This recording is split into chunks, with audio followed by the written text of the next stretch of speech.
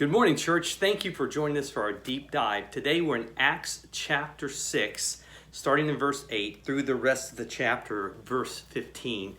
In this part of the story, we've already started in chapter 6 where deacons have now been established. And Stephen, we see at verse 8, that last verse, that he speaks with power. God uses him to do miracles.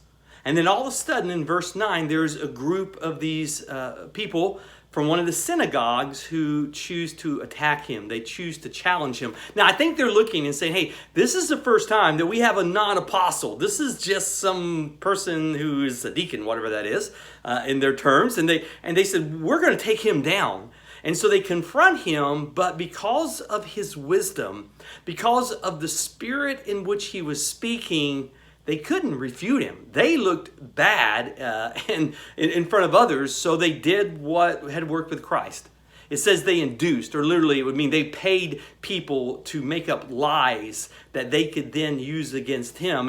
And these lies call him to be pulled to the council where he's now being attacked. And in the rest of chapter 7, you'll get to hear his incredible message to them. But he's being attacked, and they look at him, and they say his face is like an angel. In other words, it's kind of related to when Moses came off the mountain, and there was kind of that Shekinah glory of God that was there. There was something about him that every person there noted that was different. Now, I love this section because in a practical way, have you ever had anybody lie about you? Have you ever had someone spread something false about you? I think we all have had that happen. And when it happens, what do we do? I mean, how do we address it? Do we fight back? Do we address every lie that's there? What do you do in those situations? Have you ever had anybody try to hurt you? I mean, literally, they're trying to have Stephen stoned. They're trying to have Stephen killed. I mean, that's a pretty big hurt.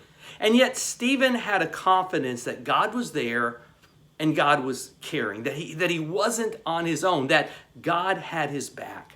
Here's what's true. You can't control what people say about you. It's outside your control. You can't even control what people do against you.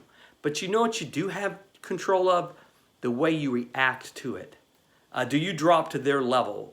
Do you fight them? Or is there a trust that God is there too? I'm not saying you don't address lies, but I'm saying there's sometimes when there are lies out there that we can't even get a hold of because it's been told to someone who's told to someone. And we just have to know, is what we're doing pleasing to God? And if it pleases God, just as Stephen in this circumstance had a peace that was beyond any understanding, guarding his heart and guarding his mind, in those situations, we can still find God's peace, knowing that if we're pleasing him, ultimately that's what we want to hear, that one day we stand before him and he says, well done, my good and faithful servant. Well, guys, continue because this next section is really powerful and we're getting in some exciting times in the book of Acts. I'm so glad you're part of the deep dive. Thank you so much. Don't miss tomorrow.